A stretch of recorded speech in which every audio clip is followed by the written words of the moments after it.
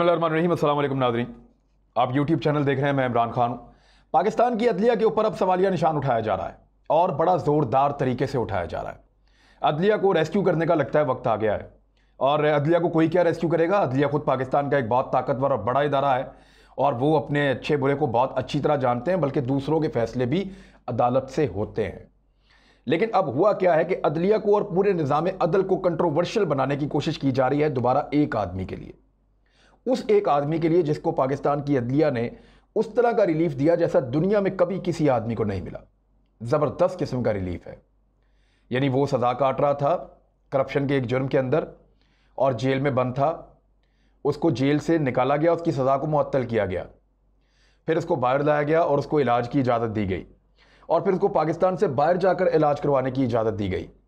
ना सिर्फ इजाज़त दी गई बल्कि वो शराइत जो हुकूमत ने रखी कि ये बॉन्ड इनको भरेगा तो जाएगा, क्योंकि इसने बहुत करप्शन की है, ये वापस नहीं आएगा और अगर ये वापस ना आया तो पैसे कौन देगा। बल्कि उसके लिए वो भी रास्ता बनाया गया कि वो एक स्टाम्प पेपर के ऊपर उसका भाई गवाही दे जो खुद एक मुलजिम है एक और केस के अंदर, और वो बाहर चला जाए। तो मियां नवाज शरीफ साहब वो आदमी हैं जो 3 मरतबा पाकिस्तान के वज़ीर आज़म रहे और इतने खुशकिस्मत हैं कि अदालत ने पहली मरतबा तारीख में एक मुजरिम को जेल से निकालकर ना सिर्फ इलाज करवाने की इजाज़त दी बल्कि पाकिस्तान से बाहर भिजवा दिया और वो पाकिस्तान से बाहर जाके इलाज करवा रहे हैं। अब मियां साहब वहाँ पे जाके इलाज करवा ही नहीं रहे। हम आपको बार बार कहते हैं वो इलाज नहीं करवा रहे और ना वो रिपोर्टें शेयर कर रहे हैं जो रिपोर्टें उन्होंने क्लासीफाई करवा के वहाँ रखी हुई हैं। असल प्लेटलेट्स की रिपोर्टें उन्होंने छुपाई हुई हैं और एक इंडियन डॉक्टर है जो डेविड लॉरेंस है, उससे रिपोर्टें बनवा के पाकिस्तान भेजी जा रहे हैं। तो ये है मियां मोहम्मद नवाज शरीफ साहब का केस। जज साहिबान को इस बात का यकीन हो गया कि मियां साहब को वापस आना पड़ेगा, नहीं तो मफरूज इश्तिहारी। ऐसा नहीं हो सकता कि वो अपीलें करें हमारी अदालत में, हम उनकी अपीलें भी सुने, उनको बाहर भी भेजा हुआ हो। तो ये तो कोई वीवीआईपी किस्म का प्रोटोकॉल है, बल्कि उससे भी आगे की कोई बात हो गई है। तो ऐसा तो अदालत नहीं कर सकती कि एक आदमी को पहले निकाल के इलाज के लिए इजाजत दी, उसके बाद पाकिस्तान से बाहर भिजवा दिया। दुनिया में कभी ऐसा नहीं हुआ। अब वो आदमी बाहर बैठा हुआ ये कह रहा है कि मैंने वापस नहीं आना, मुझे पाकिस्तान में मेरी मर्जी का इंसाफ दे दो, मुझे बाइज्जत बरी कर दो। तो एक लिमिट होती है जजेस की भी, अदालत की भी। तो अदालत ने कहा कि नहीं, ये मुमकिन नहीं है, इनको पकड़ के वापस लेके आओ और लाकर इनको हमारे सामने पेश करो। ये क्यों नहीं आ रहे? इनको इतनी दफा बुलाया और इलाज भी नहीं करवा रहे और जो रिपोर्टें भेज रहे हैं वो उस बीमारी से मुताल्लिक नहीं है जिस बीमारी का बताकर मियां नवाज शरीफ साहब पाकिस्तान से बाहर अपने डॉक्टर के साथ और दूसरे डॉक्टरों के पास पहुंचे थे। अब इसके ऊपर एक ट्वीट्स का सिलसिला शुरू किया मरियम नवाज साहबा ने। ये ट्वीट्स बिल्कुल हवाई नहीं है, ये प्लानिंग के तहत हुई हैं और इनके पीछे जो प्लान है, जिस तरीके से ये सीक्वेंस के साथ आई हैं, ये कोई गुस्सा नहीं है किसी बेटी का। अगर इनको आप पढ़ें तो आपको पता चलेगा कि एक सीक्वेंस है इन ट्वीट्स का। दर्जन भर ट्वीट्स हैं, 1 दर्जन के करीब। इनका पूरा एक सीक्वेंस है और उसमें अदलिया को टारगेट करने की अब कोशिश की गई है, उसको कंट्रोवर्शियल बनाया जा रहा है। और पाकिस्तान की अदलिया पे आप आने वाले दिनों में देखेंगे कि सोशल मीडिया पे भी और मेन स्ट्रीम मीडिया के ऊपर भी सवालात उठाए जाएंगे। 3 ट्वीट्स हैं उनकी अरशद मलिक के हवाले से, जो जज अरशद मलिक फारिग हुआ है और इंतहाई मायूस कुन किस्म का जज था और उसने मियां नवाज शरीफ साहब को एक केस में बरी किया था और एक केस में सजा दी थी। मियां साहब का कहना है जिसमें सजा दी थी गलत दी थी, जबकि नैब का कहना है जिसमें बरी किया था गलत किया था। दोनों की अपनी अपनी बात है। केस दोबारा भी चल सकता है और चलना चाहिए मेरे ख्याल में। अच्छा, एक ट्वीट इनका ये कह रहा है कि याद रहे कि नवाज शरीफ को गिरफ्तार करके पेश करने का हुक्म उसी मुकदमे में है जिसमें खुद सजा देने वाले जज अरशद मलिक ने नवाज शरीफ की ना सिर्फ बेगुनाही बल्कि ब्लैकमेलिंग और दबाव में जबरदस्ती फैसला दिलवाए जाने का एतराफ किया है। जज साहब कब के घर जा चुके, मगर फैसला आज भी जूं का तूं। यह मरियम नवाज साहबा की एक ट्वीट है। अरशद मलिक की जरा इकट्ठी कर देते हैं, फिर आपको जवाब देते हैं। अरशद मलिक को तो घर भेज दिया गया, मगर उससे यह नहीं पूछा गया कि नवाज शरीफ को सजा किसके कहने पर दी, बल्कि नवाज शरीफ को वही दोबारा गिरफ्तार करने का हुक्म दे दिया गया। तीसरा, मुकदमा तो यह होना चाहिए था कि जज के एतराफ जुर्म के बाद सजा की क्या हैसियत रह जाती है। अगर सजा ही कायम ना रहती हो तो वापसी कैसी, गिरफ्तारी क्यों। 3 नुक्ते उन्होंने उठाए। नंबर 1, अरशद मलिक को ब्लैकमेल किया गया। अरशद मलिक के अपने स्टेटमेंट के मुताबिक अरशद मलिक की इस्लामाबाद के अंदर नैब कोर्ट में जो तैनाती है वो मुस्लिम लीग नून के लोगों ने करवाई थी और मुस्लिम लीग नून के लोग, वो जो जंजुआ साहब हैं, नासिर जंजुआ, और वो एक भट्ट साहब हैं, ये लोग आके जब मिले उनको तो इन्होंने करवा के दी थी। जिन्होंने वीडियो रिकॉर्ड की थी इन्होंने खुद बताया अरशद मलिक को कि हमने आपकी तैनाती इस्लामाबाद नैब कोर्ट में करवाई है और आपके जिम्मे एक बड़ी अहम ड्यूटी लगानी है। फिर मियां नवाज शरीफ साहब का केस इनके पास आ गया। तो ये जज को लेकर कौन आया था, पहली चीज। दूसरा, इस जज की गंदी वीडियोस किसके पास थी, दूसरी चीज।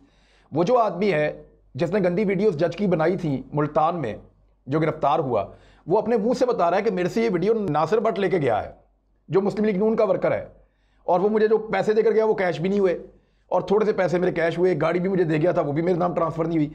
तो वो उसके साथ भी धोखा ही किया था। लेकिन ये जो गंदी वीडियो थी जज साहब की, जो मुबैना तौर पे जो एक बड़ी गैर इखलाकी किस्म की वीडियो थी जज साहब की, वो नून लीग के पास थी। तो ब्लैकमेल तो नून लीग नहीं करना था। और वही जज खुद कह रहा है कि मुझे बिठा के मुझे कहा गया कि आप जरा थोड़ा सा कह दें कि जनाब किसी के कहने पे आपने फैसला दिया कि मियां नवाज शरीफ साहब जो है उनको हम जरा मुतमईन करना चाह रहे हैं, और ये वीडियो सिर्फ मियां साहब के लिए, बाद में हम इसको डिलीट कर देंगे। फिर ये बताइए कि जज साहब गए यहां से उम्रे के ऊपर, तो वहां हुसैन नवाज साहब जज साहब से मिले, तो दबाव कौन डाल रहा था जज साहब पे, प्रेशर कौन डाल रहा था जज साहब पे, ब्लैकमेल कौन कर रहा था जज साहब को। यहां शवाहिद मौजूद हैं, नासिर भट्ट जाके उनको मिलता रहा, जजुआ साहब जाके उनको मिलते रहे, उसके अलावा हुसैन नवाज उनसे मिलते रहे, रायविंड के अंदर बुला के उससे इतनी लंबी मुलाकात किसने की। ये सारी चीजें बता रही हैं कि जज के ऊपर दबाव मुस्लिम लीग नून डाल रही थी। अगर किसी और तरफ से दबाव था तो नून लीग मुकदमा लड़े। अच्छा, दूसरा उन्होंने सवाल उठाया कि जज के एतराफ़ जुर्म के बाद सजा की हैसियत क्या रह जाती है। बहुत अच्छा सवाल है। आप अदालत में जाइए और अदालत में जाके आप इस नुक्ते को उठा लें। आप ये कहें कि इस जज ने एतराफ़ जुर्म कर लिया है, लिहाजा जो मियां साहब को इसने सजा दी वो खत्म कर दी जाए। लेकिन याद रखिएगा उस वक्त दो काम होंगे। एक तो मियां नवाज शरीफ साहब की सजा खत्म हो जाएगी जिस केस में मियां साहब को दी गई है।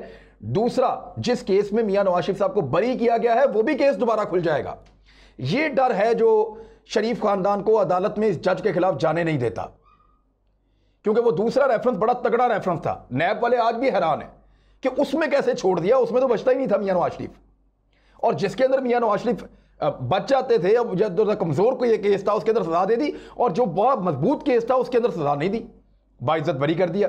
तो एक्चुअली जज अरशद मलिक ने फेवर शरीफ खानदान को दी थी, साबिक वजीर आजम नवाज शरीफ साहब को दी थी। इसीलिए यह खानदान इस नुक्ते को लेकर कि जज तो फारिग हो गया, तो जिस बुनियाद जज फारिग हो गया उस जज का दिया हुआ फैसला क्यों नहीं आप फारिग करते। ये इसलिए अदालत में नहीं जाते कि एक फैसला इनके हक में आया हुआ है जिसमें ये बहुत कमजोर हैं, इसलिए अदालत नहीं जाते, अब सिर्फ इस मामले को उठा रहे हैं। तीसरा, एक और नुक्ता इन्होंने उठाया है इस हवाले से कि नवाज शरीफ साहब को वापस बुला के उस मुकदमे में क्यों कहा जा रहा है कि इनको गिरफ्तार किया जाए। देखिए, सादी बात है, मियां नवाज शरीफ साहब 8 हफ्ते की छुट्टी लेकर गए थे, 8 हफ्ते गुजर चुके हैं, 8 महीने गुजर चुके हैं। अब कब तक उन्होंने इलाज करवाना है? सारी जिंदगी भी अगर वो चाहेंगे कि उनको ये सर्टिफिकेट मिलते रहें तो उनको मिलते रहेंगे, मेडिकल सर्टिफिकेट्स, ये सारी दुनिया जानती है। और अल्लाह ताला उनको ज़िंदगी दे, मियां साहब को सेहत दे, वो अगर पाकिस्तान आ जाते हैं, अपने मुकदमात का सामना करते हैं, तो इससे उनके सियासी कद में इजाफा होगा। लेकिन वो ऐसा कर नहीं रहे, और ना वो वहाँ पे प्रॉपर इलाज करवा रहे हैं, और अगर वो अपना इलाज करवा रहे हैं तो उनकी रिपोर्टें हमारे साथ शेयर नहीं कर रहे। मैं आपको बता रहा हूँ कि प्लेटलेट्स की उनकी रिपोर्टें जो है, जो नवंबर की 2 रिपोर्टें हैं, वो छुपा के रखी गई हैं। पाकिस्तान आएंगे फिर उनके प्लेटलेट्स गिर जाएंगे, लंदन में नहीं गिरते, क्योंकि लंदन में आज तक उन्होंने प्लेटलेट्स की कोई रिपोर्ट हमारे साथ शेयर नहीं की, क्योंकि इसी बुनियाद पे वो पाकिस्तान से बाहर गए थे, इसलिए हम ये सवाल उठाते हैं। तो ये 3 चीज़ें हैं बड़ी अहम, जिनका जवाब यहाँ पे आपके सामने आ गया। अब आए आगे। इसके बाद उन्होंने नवाज शरीफ साहब की तारीफ में 2 या 3 ट्वीट्स किए। नंबर 1, उन्होंने कहा कि क्या कोई ऐसा है जिसके लिए एजेंसियों पर मुश्तमिल JIT बनाई गई हो? क्या कोई ऐसा है जिसमें नैब के ऊपर एक रेफरेंस जिस पे दायर हुआ हो और फिर उसके बाद उसके ऊपर जो है मॉनिटरिंग जजेस भी लगाए गए हों, तो और उसने अपनी बेटी के समेत जो है वो अदालत में 150 पेशियां भुगती हों? तो इसका जो है वो सिंपली ये है कि मियां नवाज शरीफ साहब ने JIT पे खुद रजामंदी जाहिर की थी, और उस वक्त तमाम पॉलिटिकल पार्टीज़ ने मुखालफत की थी। पॉलिटिकल पार्टीज़ को ये लगता था कि ये JIT जो है, क्योंकि ऑफिसर्स पे मुश्तमिल है, तो नवाज शरीफ साहब दबाव में ले लेंगे, वो खुद प्राइम मिनिस्टर हैं। जरदारी साहब ने ऑन एयर कहा था कि ये तो आज खत्म हो गया केस, JIT बन गई, JIT में इतनी जरूरत कहाँ है कि वो नवाज शरीफ को या वज़ीर आज़म को बुला के सुन लें। तो आप लोग उस दिन बहुत खुश थे कि JIT बन गई, मिठाइयाँ तो आप लोगों ने खाई थी उस दिन JIT बनने पे, लेकिन अब उस JIT पे आप एतराज़ कर रहे हैं क्योंकि वो JIT ने फैसला आपके खिलाफ दे दिया। दूसरा ये है कि मॉनिटरिंग जज लगाए गए, वो अपोजिशन का एक एतराज़ था, और सारा पाकिस्तान का मीडिया ये कह रहा था कि ये तो केस लटक जाता है, और ये जो जजेस जो सुन रहे हैं, जो JIT बन रही है, ये इस काबिल नहीं है, ये इन्फ्लुएंस हो जाएंगे। तो उस पर यकीन दहानी करवाने के लिए सुप्रीम कोर्ट ऑफ पाकिस्तान के जजेस ने कहा कि हम बैठे हैं ना, हम इसको मॉनिटर कर लेंगे, हम देख लेंगे, आप बेफिक्र रहें, नाइंसाफ़ी नहीं होने देंगे।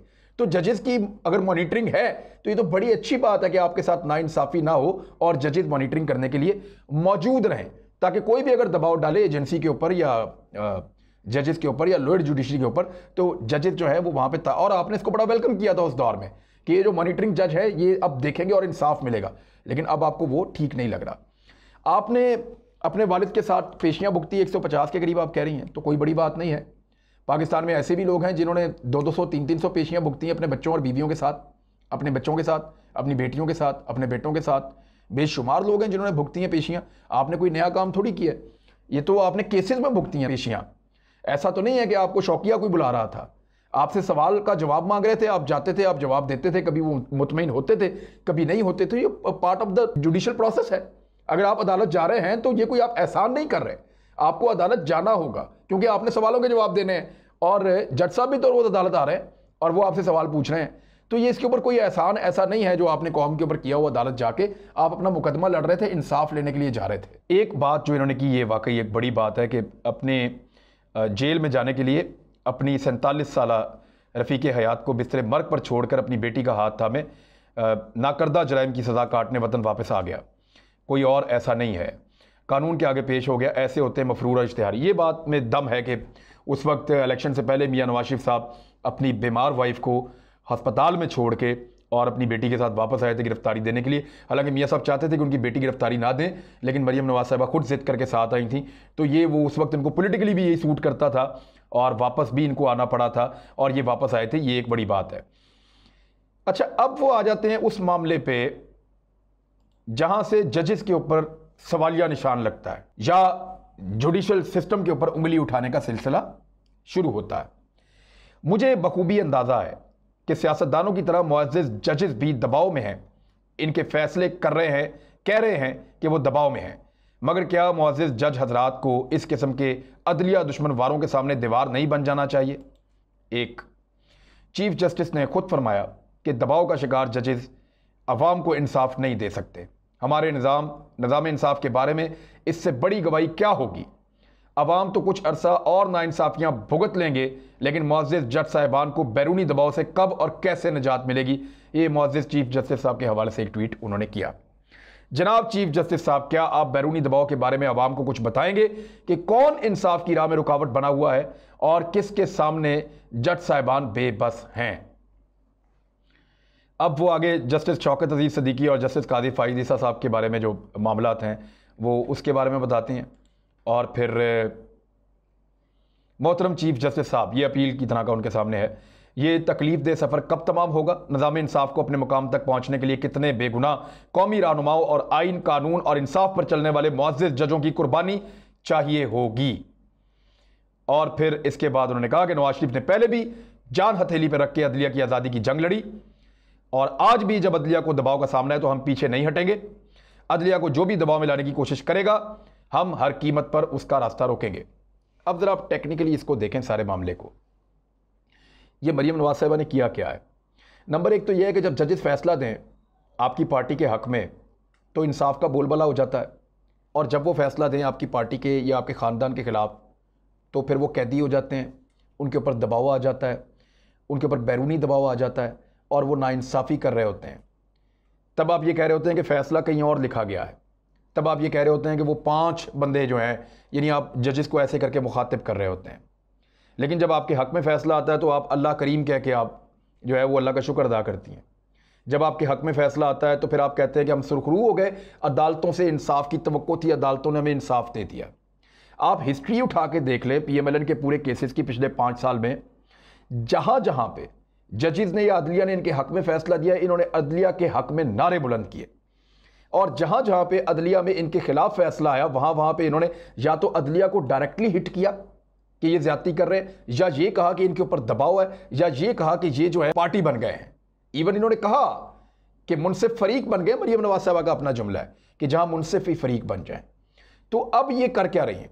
क्योंकि इस वक्त अदलिया में कुछ केसेस भी चल रहे हैं और जो क्योंकि वो जुडिशल प्रोसेस का हिस्सा है तो उसके ऊपर हम बात नहीं कर सकते। कुछ जज साहिबान से मुताल्लिक कुछ कंट्रोवर्शियल चीज़ें भी हैं और दोनों तरफ के हामी जज साहिबान मौजूद हैं।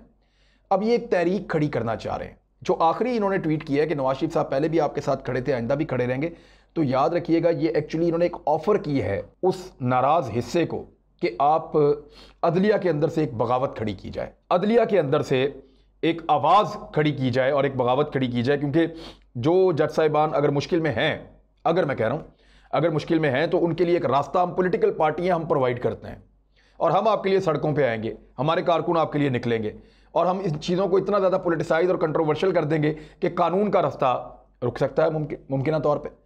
तो ये एक अदलिया को डिवाइड करने की और अदलिया के अंदर एक नई किस्म की सोच पैदा करने की साजिश है। और इसमें होगा क्या? इसमें होगा ये कि मीडिया के ऊपर इसमें डिबेट होगी, क्या अदलिया वाकई आज़ाद नहीं है, क्या जजेस किसी के कहने के ऊपर फैसला देते हैं, क्या कुछ जजों को दबाव में ले रहा है। तो दबाव में लेने की मिसाल तो मौजूद है।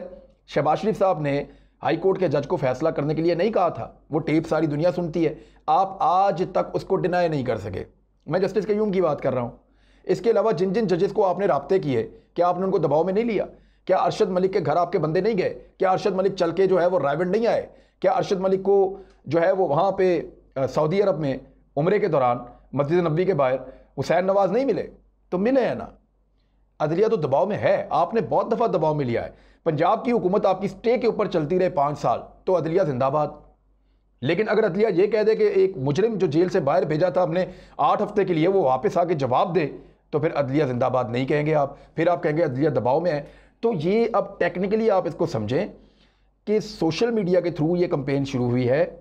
आने वाले दिनों में ये तासुर बढ़ाया जाएगा कि पाकिस्तान की अदलिया और जजेस इस वक्त शदीद दबाव में हैं और उनसे ज़बरदस्ती फ़ैसले लिए जा रहे हैं और मियां नवाज शरीफ साहब को बेगुनाह होने के बावजूद अदलिया को मजबूर किया जा रहा है कि वो नवाज शरीफ साहब के खिलाफ फैसले दें।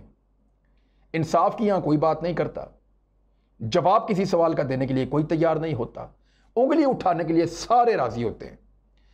तो जिनके बारे में आप कह रहे हैं कि वो दबाव डालते हैं, ज़रा शहबाज शरीफ साहब से पूछ लें कि वो किन से मुज़ाकरात करने के लिए मिन्नतें हैं और किन से बात करने के लिए जो है वो मारे मारे फिर रहे हैं, तो आपको सारी पिक्चर क्लियर हो जाएगी। PMLN का अगर हुकूमत हो, फैसले हक में आ रहे हों, चीज़ें कंट्रोल में हों, तो सारे इदारे गलत होने के बावजूद भी ठीक होते हैं।